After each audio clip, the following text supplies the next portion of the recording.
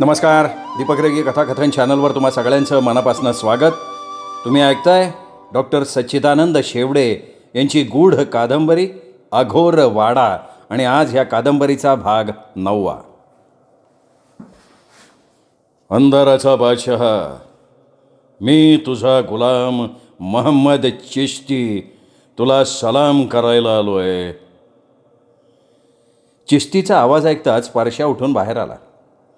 हॉलमध्ये पाय टाकता क्षणी तो ओरडला, दिवे बंद करा. घाबरून जाऊन विलासनं त्या बाजूचे दिवे मालवून टाकले. चिश्ती परश्याच्या शरीराकडे बघून प्रसन्नपणे हसला. बादशाह, तुला नवीन ताजं शरीर मिळालं ना? तू माझ्यावर प्रसन्न आहेस ना? हा चिश्ती, बऱ्याच वर्षांनी तू चांगलं काम केलंयस, पण खूप जणांना एकदम पाठवलंयस. ते कशासाठी? बादशाह, मी फक्त या तिघांनाच पाठवलेलं होतं. हे उरलेले दोघे कोण आहेत हे मला सुद्धा माहीत नाही. ते या ठिकाणी कसे आले कोणास ठाऊक. बादशाह, बऱ्याच दिवसात तुला मानवी रक्त मिळालं नाही म्हणून या तिघांना पाठवलं होतं. आता ते दोघं म्हणजे जास्तीचा नैवेद्य समज. त्या मालपाणीचं काय केलंस? चिश्ती, ते शरीर मी विवरात फेकून दिलंय. हे चौघे जण मला त्रास देत आहेत, त्यांना समज दे, नाहीतर मी चौघांना एकदम मारून टाकेन. ते बघ, दिव्यांवरचं आवरण यांनी फाडून टाकलंय, खिडक्या उघड्या टाकल्या आहेत. यांना समज दे तू. चिश्तीची पिवळी जर्द नजर चौघांकडे वळली. आळीपाळीनं तो त्यांच्याकडे रोखून बघायला लागला. तो संमोहनाचा प्रयोग करत होता. ते लक्षात येताच प्रसादनं ज्योत्स्नाचा हात दाबला. तिने त्याच्याकडे बघितलं. दोघेजण दिव्याकडे बघायला लागले. त्यांच्या मागच्या बाजूला आणि बरोबर डोक्यावर दिवे होते. त्यामुळे चिश्तीला ते कुठे बघतायत याचा अंदाज येईना. माझ्याकडे रोखून बघा, मी काय सांगतोय ते ऐका. आजपासून तुम्ही अंधाराच्या बादशहाचे गुलाम आहात. तो जे सांगेल ते तुम्ही ऐकणार आहात. त्याला राग येईल असं तुम्ही वागणार नाही. ही जागा सोडून तुम्ही कुठेही जाणार नाही, लक्षात ठेवा. चिश्तीचा स्वर टिपेला पोहोचला तेव्हा प्रसादनं विलासचा हात दाबला. विलासनं क्षणभर नजर हलवली. तो संमोहनातनं मोकळा झाला, पण विलासिनी मात्र पूर्णपणे संमोहित झालेली होती. दिव्याकडे बघून प्रसाद आणि ज्योत्स्नाच्या डोळ्यातनं पाणी यायला लागलं होतं. चिश्तीला आपल्याच पराक्रमाचं ते फळ असावं असं वाटलं. तो हसला. प्रसाद त्याच्याजवळ गेला आणि त्यांनी भोळ्या स्वरात विचारलं, फकीर बाबा, परवा तुम्ही हा पत्ता दिला, थँक्स बरं का. पण आता आम्हाला मुंबईला जायचं आहे हो. आमची मुलं वाट बघत असतील. आणि हा बघा ना, हा आम्हाला अडवतोय, बाहेर जाऊ देत नाही. याला आम्ही मारहाण केली असती तर, पण मग आम्ही म्हणून गप्प बसलोय. तुम्ही समजावा ना याला. प्रसादचं बोलणं ऐकून चिश्ती गडगडाट करत हसला आणि म्हणाला, अबे कुत्ते, आता मुंबई वगैरे विसर. तुम्हाला याच ठिकाणी राहायचं आहे. बाहेर पडायचं आहे का? जा बेटा जा, आत्ताच बाहेर पड, मग जाता येणार नाही बाहेर. चिश्तीनं असं म्हणताच प्रसादनं ज्योत्स्नाचा हात धरला आणि विलासला खूण केली. विलासनं विलासिनीला हाताला धरून उठवलं आणि फाड दिशी तिच्या डोक्यात मारलं. तिची तंद्री भंगली. चौघही दाराजवळ आले. दार उघडायला हात पुढे केला तर तिथे भिंत लागली. दार उजव्या बाजूला होतं. चौघेही तिकडे सरकले आणि दाराला हात घातला तर दार डाव्या बाजूला गेलं. दार पकडताना त्यांची दमछाक झाली. ते ज्या बाजूला जायचे त्याच्या विरुद्ध बाजूला दार जायचं. अख्खा वाडा फिरत होता.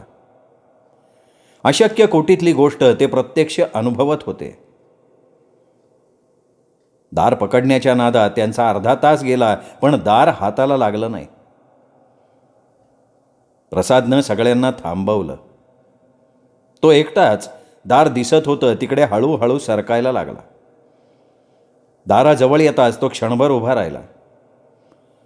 दार जाग्यावरच आहे याची त्यांनी खात्री करून घेतली आणि एकदम मुसंडी मारली आणि धाडकन तो भिंतीवर जाऊन आदळला. हात आवळत कोसळला. चिश्ती आणि पारश्या त्या चौघांची धांदल बघून हसत होते. विलास चिडला. रागानं सारासार विचार न करता त्यांनी पारश्यावर चाल केली. थांबा. चिश्तीचा आवाज घुमला. सगळेजण होते तिथे गोठल्यासारखे झाले. अरे मूर्खा, तू त्याला स्पर्श केलास तर वितळशील ना. लक्षात ठेवा, शहाणे असाल तर याला शिवू नका, तुम्ही वितळाल. पाडेगावच्या सर्जासारखी तुमची अवस्था होईल.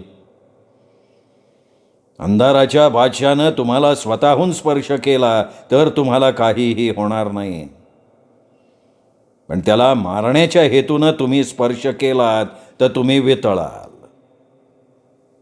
लक्षात ठेवा, तुमच्यासाठी हा परशा असेल, पण माझ्यासाठी हा सर्व शक्तिमान आहे. तुमचं नशीब म्हणून तुम्ही अद्यापही जिवंत आहात. आता तरी त्याचा हुकूम माना. या वाड्यातून तुम्हाला बाहेर पडता येणार नाही. आत्ता तुम्ही झलक पाहिलीच आहे. आत्ता ह्या क्षणापासून तुम्ही ह्या वाड्यात बंदी आहात. दरवाजा तुम्हाला दिसेल, पण दरवाजा हाताला लागणार नाही. तुम्ही काहीही करू शकणार नाही. जर तुम्ही यातून बाहेर पडू शकलात तर मात्र तुम्ही मुक्त आहात, पण ती वेळ येणारच नाही. मी आता जातोय. मी नेहमीच इथे येतो. हे अंधाराच्या बादशहा, या चौघांचं रक्त पिऊन तू तुझी शक्ती वाढव. माझ्यावर प्रसन्न हो. असं म्हणून परशाकडे बघून कमरेत किंचित झुकून चिश्ती वळला. दाण दाण पावलं आपटत तो तिथनं निघूनही गेला. चौघे जण हताश झाले होते. परशा मात्र हसत होता. प्रसाद हळूहळू चालत स्विचबोर्डपाशी आला आणि त्यांनी फटाफटा सगळी बटणं ऑन केली. दिव्यांचा लख्ख उजेड अंगावर पडता क्षणी परशा टुणकन उडाला आणि झपाट्यानं त्याच्या खोलीत घुसला. दार लावून टाकलं. अरे प्रसाद, काय केलंस तू? हे सरळ सरळ दुश्मनी पत्करली आहेस. हे बघ, नाईलाज आहे विलास. निदान मी तरी तसाच मारणार नाही. याला झुंजवून मग मी मरीन. विलासिनी मात्र स्वप्नाळू नजरेनं परश्याच्या खोलीकडे बघत होती. यांच्या बोलण्याकडे तिचं लक्ष नव्हतं. ज्योत्स्नानं विलासला ते दाखवलं. त्यांनी तिचे खांदे धरले, गदागदा हलवलं. बाईसाहेब, चला वर, काहीतरी पोटात ढकलू. चौघेही वर आले. मनावरच्या प्रचंड ताणामुळे त्यांचे चेहरे मात्र ओढलेले दिसत होते. फक्त विलासिनीचा चेहरा मात्र टवटवीत दिसत होता. 2 टीन फोडून चौघांनी खाऊन घेतलं. दारं खिडक्या घट्ट बंद करून घेतल्या. दिवा चालू ठेवून ते अंथरुणावर पडले. थोड्याच वेळात सर्वजण गाढ झोपी गेले. रात्री त्याच्या वातावरणात हलके हलके एक प्रकारचा सुगंध पसरायला लागला. मंद स्वरानं हळुवारपणे आवाज ऐकू यायला लागला. विलासिनी, ये ना. मी वाट बघतोय विलासिनी. तू माझी आहेस ना. ये लवकर ये. खालच्या खोलीतून त्या हाका हळुवारपणे विलासिनीच्या कानात गुंजायला लागल्या. झोपेतच नकळत तिने डोक्यावरनं पांघरून घेतलं आणि कुशीवर वळून झोपली. वॉकमन कानाला लावल्यावर जसं एकट्यालाच संगीत ऐकू येतं तसं तिचं डोकं ज्या कुशीवर होतं त्या कुशीतून तिच्या कानात त्या आर्त हाका शिरायला लागल्या. हळुवारपणे ते स्वर तिच्या कानाला बिलगायला लागले आणि तटकन विलासिनीचे डोळे उघडले. ती हलकेच उठली. तिघेही शांतपणे झोपले होते. ती हसली. हळूच तिने दरवाजा उघडला आणि पावलांचा आवाज न करता ती जिना उतरली. खाली तो उभा होता, परश्या. त्याची नजर एकटकपणे तिला निहाळत होती. मेंदूतून सुरी फिरवली जावी तशी धारदार जाणीव होऊन ती थबकली. पण परशाकडे बघतात त्याच्या नजरेत बघत ती सर्व काही विसरली, आराध्यांना विसरली. परशा हात पसरून उभा होता. विलासिनी त्याच्या मिठीत शिरली. त्याला घट्ट मिठी मारत त्याच्या छातीवर डोकं घुसळायला लागली. परशाने तिला दूर केलं आणि हॉलकडे बोट दाखवलं. ते दिवे विझव ना. त्याचा आवाज. तिने सर्व बटणं ऑफ केली आणि यंत्रासारखी त्याच्या जवळ येऊन उभी राहिली. परशानं तिच्या खांद्याभोवती हात लपेटला आणि कोचावर बसून तिला आपल्या मांडीवर ओढलं. तिच्या केसातनं हात फिरवता फिरवता त्यांनी तिच्या मानेवरचे केस अलगदपणे बाजूला केले आणि मग हलकेच आपलं तोंड तो तिच्या गालावर घासायला लागला. तिच्या श्वासाची लय वाढायला लागली. त्याने आपलं तोंड तिच्या मानेवरच्या शिरेवर ठेवलं आणि झट्ट दिशी दात रोवले. क्षणभर तिला काही कळलं नाही. मग किंचित वेदना जाणवल्या. त्या वेदनातही एक प्रकारचं सुख वाटायला लागलं. तिला धुंदी चढायला लागली आणि अचानक तिचा पाय लागून तिथे ठेवलेला एक ग्लास खणखणत पडला. आवाज येता क्षणी विलास चटकन उठून बसला. बाजूला बघतो तर काय, विलासिनीचं अंथरूण रिकामं. त्याला प्रचंड धक्का बसला. त्याची दाराकडे नजर गेली. दार उघडं. विलासनं प्रसादला आणि ज्योत्स्नाला उठवलं. ती नाहीशी झालेली बघून ते तिघेही हतबुद्ध झाले. धावत सगळे बाहेर आले. खालच्या हॉलमध्ये अंधार होता. तिथूनच सितकार ऐकू येत होते. घटाघटा काहीतरी प्यायल्याचा आणि सितकाराचा संमिश्र आवाज येत होता. प्रसादनं अंदाजानं स्विचबोर्ड जवळ जात हात वर करून पटापटा सगळी बटणं ऑन केली आणि त्यांना ते भयंकर दृश्य दिसलं. कोचावर परश्याच्या मांडीवर विलासिनी झोपली होती आणि परश्या तिच्या मानेवर दात रोवून तिचं रक्त पीत होता. दिवे लागता क्षणी जोरानं ओरडत परश्या उठला. त्याने विलासिनीला ढकलून दिलं. त्याचं तोंड रक्तानं माखलं होतं. तो धावत त्याच्या खोलीत शिरला.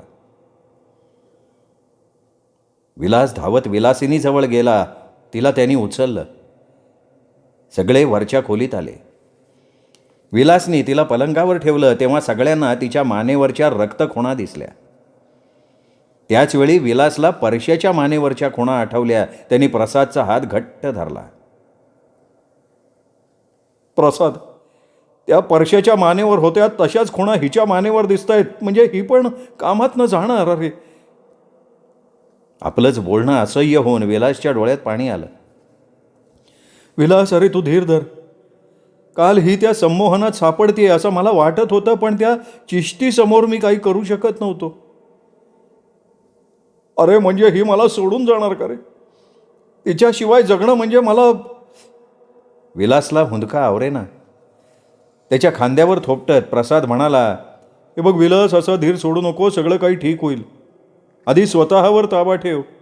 आणि हो, तुझ्या बायकोवर आतापासून नजर ठेवायला पाहिजे. रात्रीसुद्धा आपण आळीपाळीनं जागं राहू, पण तिला एकटीला कुठे सोडायचं नाही. विलासिनी अजूनही त्याच धुंदीत होती. परशानं केलेल्या रक्तप्राशनामुळे तिची चर्या पांढुरकी पडली होती, पण तिला कसलीही जाणीव होत नव्हती. विलास तिचं डोकं मांडीवर घेऊन बसला होता. ती मध्येच हसत होती तर कधी सितकारत होती. मध्येच एकदा तिने हात वर करून विलासची मान धरली आणि परश्या, अजून घेणारे असं म्हणत त्याची मान खाली करून त्याचं तोंड मानेजवळच्या जखमेजवळ आणलं. विलास शहारला होता, पण तरीही शांतपणे तिच्या डोक्यातनं बोटं फिरवत बसला. त्याला परश्याचा संताप आला होता. तो जर समोर असता तर परश्याला फाडलंच असतं, इतका अनिवार्य संताप त्याचा झाला होता. विलासिनी शुद्धीवर आली. तिने पाणी मागितलं. एव्हाना उजाडायला लागलं होतं. घटाघटा पाणी प्याल्यावर तिने काय झालं म्हणून विचारलं. तिला ज्योत्स्नानं सगळी हकीकत सांगितली. हे ऐकल्यावर मात्र हे काही शक्य नाही असं म्हणत विलासिनी विलासच्या कुशीत शिरून रडायला लागली. पण मला कसं काही कळलं नाही. नाही ते काही नाही, तुम्ही सगळेजण खोटं बोलताय. विलास, तू सुद्धा खोटं बोलतोयस. सांग की रे, हे सगळं खोटं आहे म्हणून सांग ना. तिने त्याची कॉलर धरून गदागदा त्याला हलवलं. विलासनं तिला आरशाच्या जवळ नेलं आणि तिच्या मानेवरच्या रक्तखुणा दाखवल्या. त्या पाहिल्यावर मात्र तिची खात्री पटली. किंचाळी फोडून ती हमसाहमशी रडायला लागली. प्रसाद, तो जॅक तरी आपण कायम जवळ बाळगू यार. कधी काय होईल सांगता येत नाही. हो, तुझं खरं आहे विलास. पलंगाखालनं प्रसादनं जॅक काढला. प्रसाद, आपण इथनं सुटू शकू का? म्हणजे तुला काय वाटतंय? हे बघ विलास, अवघड आहे पण अशक्य नाही. ते कसं काय? इकडे ये, माझ्या मनातली कल्पना सांगतो. ऐक, खालचं दार आपल्याला कधी सापडू शकणार नाही, बरोबर आहे? हो ना, त्या चिस्तीनं ते काल दाखवूनच दिलं आपल्याला. म्हणजेच खालच्या मजल्याची मिती बदलली आहे. तो चिस्ती त्या दारातनं जाऊ शकतो पण आपण नाही. 3 डायमेन्शन्स किंवा त्रिमिती हा आपल्याला माहिती असलेला प्रकार आहे. तशीच वेगळी मिती जी आपल्याला माहिती नाही ती इथे वापरली गेली आहे. त्यामुळे आपण कितीही प्रयत्न केला तरीही बाहेर पडू शकणार नाही आपण. पण आपण बाहेर पडलो हे त्या परशाला कळलं की आपण पुन्हा त्या जंगलात भटकत राहू. कारण हा 1 मैलाचा परिसर त्याचा आहे. चिश्तीनी सांगितलंय की तुम्ही इथून बाहेर पडलात की मुक्त झालात. पण परशाला कळलं की आपण परत जंगलात अडकणार. या अशा दुहेरी संकटावर मात करून आपल्याला जायचं आहे. नाही ते ठीक आहे रे, पण जमणार कसं? ऐक ना, त्यांनी खालच्या मजल्याची मिती बदलली आहे पण वरच्या मजल्याची नाही. आपल्याला पळून जाताना एक्झॅक्टली याच गोष्टीचा फायदा घ्यायचा आहे. परशाला त्याच्या खोलीत कोंडायचं आणि या खिडकीतनं खाली उतरायचं, पळून जायचं. नाही प्रसाद, तुझा प्लॅन चांगला आहे पण एक गोष्ट तू विसरतोयस. परशाला आपण कोंडून ठेवलं तरी त्याच्या शरीरातला तो कधीही बाहेर पडू शकतो. इतकंच नाही तर कोणाचंही रूप काही काळ का होईना आपण घेऊ शकतो. त्याची नजर चुकवणं कठीण आहे. हां, खरं आहे तुझं म्हणणं, पण सुटण्याशिवाय दुसरा मार्ग नाही रे. घाबरू नको मित्रा, काहीतरी मार्ग सापडेल. तोपर्यंत चला तोंड वगैरे धुवून घेऊ. नाहीतरी सध्या चहाची सवय मोडलीच आहे. आज पावसाचं चिन्ह अजिबात नव्हतं. त्यामुळे खाली आल्याबरोबर प्रसादनं सगळ्या खिडक्या उघडून टाकल्या. खिडक्या आपल्या हाताला लागू शकल्या, मग दारही लागेल या विचारानं प्रसाद हळूहळू दाराजवळ आला. एक क्षण दाराच्या अगदी जवळ जाऊन उभा राहिला. मग झटक्यात त्यांनी हात लांबवला, पण दार उजवीकडे गेलं. तो खोलीभर नजर टाकत शांतपणे उभा राहिला. खालच्या खिडक्यांना गज होते पण वरच्या खिडक्या मात्र बिनगजाच्या होत्या हे त्याच्या लक्षात आलं. जमिनीहून वरची खिडकी किमान 12 फूट उंचावर होती. तो कसला विचार करतोय हे विलासच्या लक्षात आलं. त्यांनी जवळ येऊन प्रसादच्या खांद्यावर हात ठेवला. प्रसादची तंद्री भंगली. ते सगळे वाड्याच्या पिछाडीला असलेल्या बाथरूममध्ये जाऊन तोंड धुवायला लागले. एकाएकी प्रसादला कसला तरी धक्का बसल्यासारखं झालं. तो गरकन वळून बाथरूमच्या बाहेर आला आणि जोरात हसायला लागला. अरे हसतोयस काय वेड्यासारखा? ज्योत्स्नानं विचारलं. अगं हसू नको तो काय करू? एवढी सोपी गोष्ट माझ्या लक्षात येऊ नये. काय रे हसतोयस का? काय सुटण्याचा मार्ग सापडला काय? अरे मार्ग नाही, 100% सुटलो असं म्हणा. ते कसं काय? हे बघ, असं बघ. वाड्याचा पुढचा दरवाजा आपल्या हातात येत नव्हता आणि हा मागचा दरवाजा उघडून आपण या परसात सहज आलो की. इतकंच नाही, ते या बाथरूमचा, त्या समोरच्या संडासचा सहजपणे आपण वापर करतोय. लक्षात घे विलास, वाड्याच्या पुढच्या दारानं बाहेर पडलो काय आणि मागनं बाहेर पडलो काय, एकूण एकच ना. तो चिश्ती 1 मूर्ख आणि आपण 7 मूर्ख आहोत. अरे इथनं मागच्या बाजूने बाहेर पडताना कोण अटकाव करणार सांग ना. हे काटेरी कुंपण आहे ते. अरे सोडून दे रे, ते कुंपण हातानेही बाजूला करता येईल, मग लगेच निघायचं आहे का? हळू बोल रे, हळू बोल. परश्याची खोली बघू, वर जाऊ, हलकेच आपलं सामान घेऊ, लगेच हालचाल करू. तुम्ही बाहेर जाऊ शकणार नाही. एवढ्या वेळात प्रथमच विलासिनी बोलली. सगळ्यांनी माना वळवून तिच्याकडे बघितलं. ती बाथरूमच्या दारात उभी होती आणि तिची नजर स्थिरपणे आत परश्याच्या खोलीवर रोखलेली होती. का पण? आपण का नाही जाऊ शकणार? विलासनं तिच्या खांद्यावर हात टाकत विचारलं. कुठे काय? मी काय नाही बोलले. विलासचा स्पर्श होताच ती भानावर आली आणि म्हणाली. सगळेजण हळूच आत आले. विलासनं परश्याच्या खोलीत डोकावून बघितलं. दाराकडे पाठ करून परश्या आडवा झाला होता. त्याचा श्वास नियमित वाटत होता. हळूच दार बंद करून विलास वळला. निशब्दपणे मांजराच्या पावलानं ते सगळे जिन्याच्या जवळ गेले. तुम्ही इथेच थांबा, मी वर जातो, सामान घेऊन येतो. प्रसाद कुजबुजला वरती गेला. तिघेजण शांतपणे खाली उभे होते. 5 मिनिटात प्रसाद आला. त्याच्या हातात त्याची सुटकेस आणि विलासची ब्रीफकेस होती. खाण्याचे पदार्थ तो वर तसेच सोडून आला होता.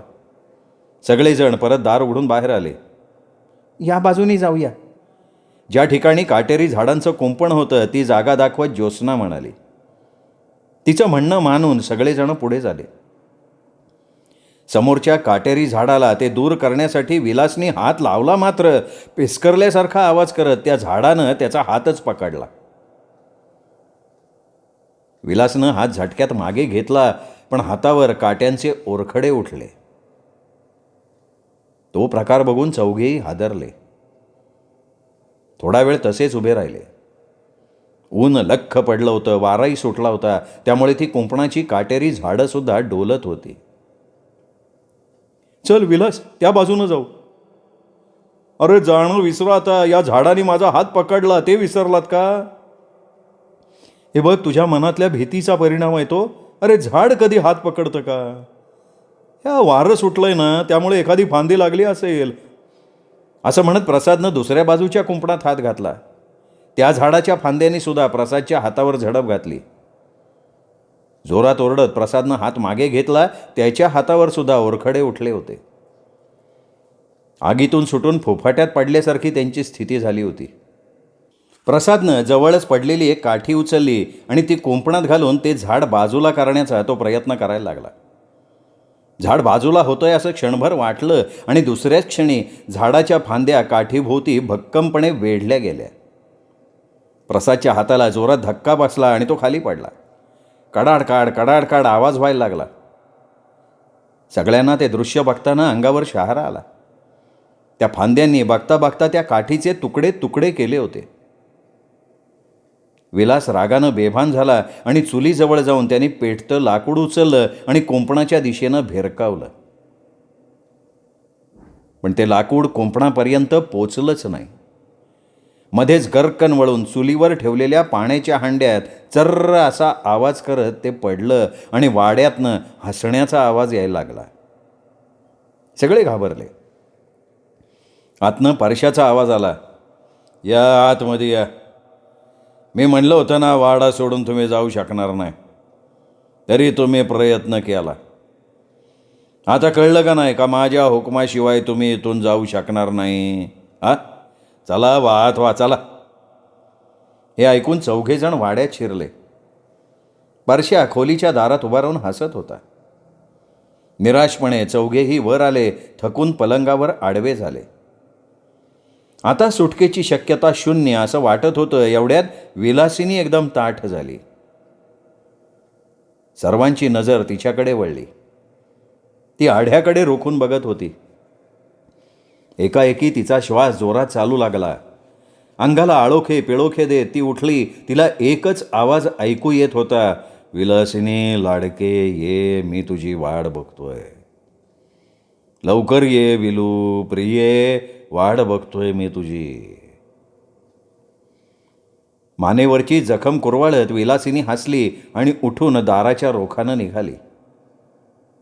विलासनी आधीच दार अडवलं होतं. कुठे चालली? अरे तू कोण? तुला काय करायचं आहे? विचित्र आवाज विलासिनीच्या तोंडातनं बाहेर पडला. अगं विलासिनी, मी तुझा नवरा, तुझा विलास. कोण माझा नवरा? तू? तोंड वेंगाडून विलासिनी म्हणाली, अगं असं काय करतेस? आपण मुंबईला जाणार आहोत, तिथं आपलं घर आहे. त्याचा हात दूर करत ती गरजली, कोण मुंबईला जाणार आहे? कुणाचं घर आहे? तू आता मला सोड, बाजूला हो, चाल.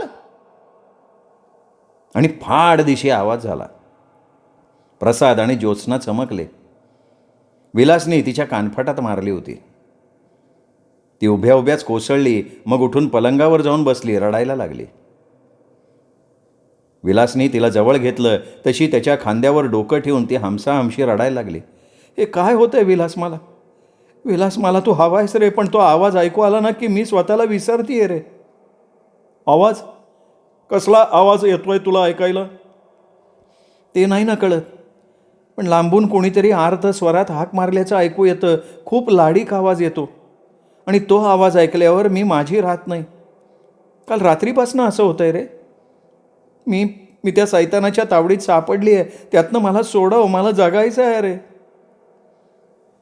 दात ओठ आवळत पण तिच्या डोक्यावरनं हात फिरवत विलास स्वस्थ बसला. त्याच्या डोळ्यात अंगार फुलला होता.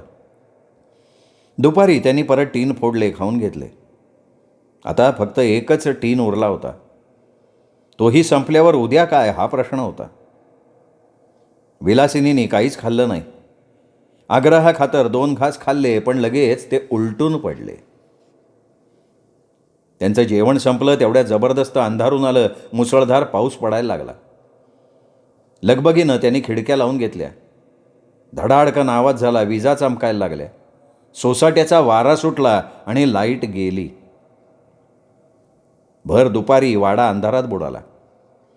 आसमंतातलं काहीही दिसत नव्हतं. दुपारीच रात्र झाल्यासारखं वाटत होतं. प्रसादनं आपली 8 सेलची बॅटरी काढली, लावली. सुटकेस उघडून बराच वेळ खुडबुड करून त्यांनी एक जाडसर वायरचा तुकडा काढला. चल खाली जाऊन फ्यूज गेलाय का ते बघू. अरे या अशा वातावरणात अंधारात खाली नको जायला, ज्योत्स्ना म्हणाली. अगं फ्यूज गेला असेल तर आत्ता ठीक करता येईल, पण रात्री उद्याशिवाय काहीही हालचाल करता येणार नाही. काय रे विलास? हां बरोबर आहे तुझं म्हणणं, पण फ्यूजचं काम आपल्याला येत नाही. अरे मी आहे ना, मला येतं. यातून फ्यूज गेला हे सुद्धा नक्की नाही, पण माझा अंदाज चुकत नाही. चला एकमेकांचे हात धरा, खाली उतरूया. सगळेजण उठले. त्या कुंद वातावरणात पांघरून लपेटून झोपावंसं वाटत होतं, पण खरंच फ्यूज गेला असेल तर रात्री हाल होतील हे जाणून प्रत्येकजण उठला. त्यांची साखळी खोलीच्या बाहेर आली. तो मजला लक्षपूर्वक पाहिला.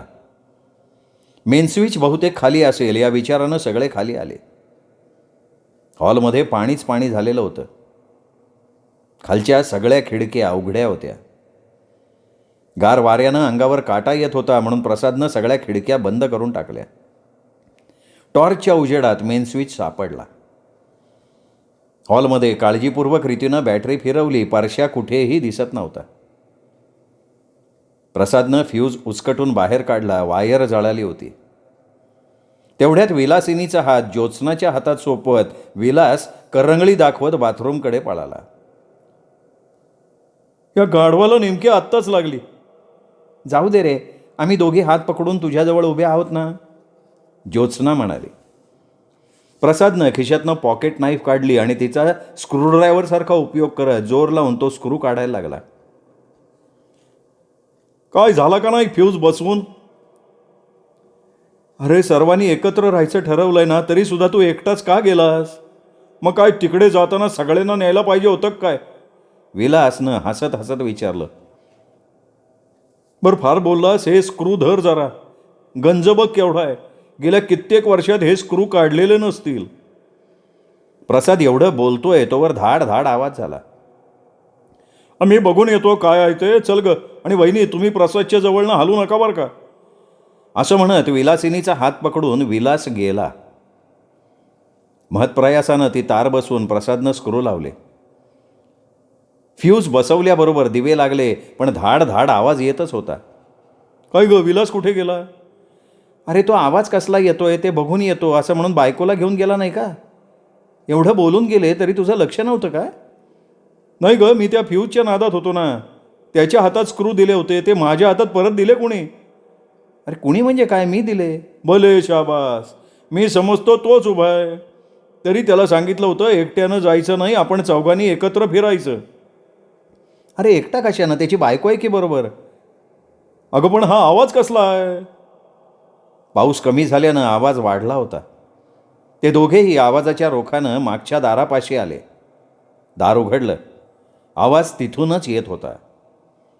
प्रसाद बाथरूमपाशी आला. दाराला कडी होती. त्यांनी कडी उघडली. दार उघडून आतनं विलास बाहेर आला. हो, विलासच होता तो. मग विलासिनी कुठे गेली.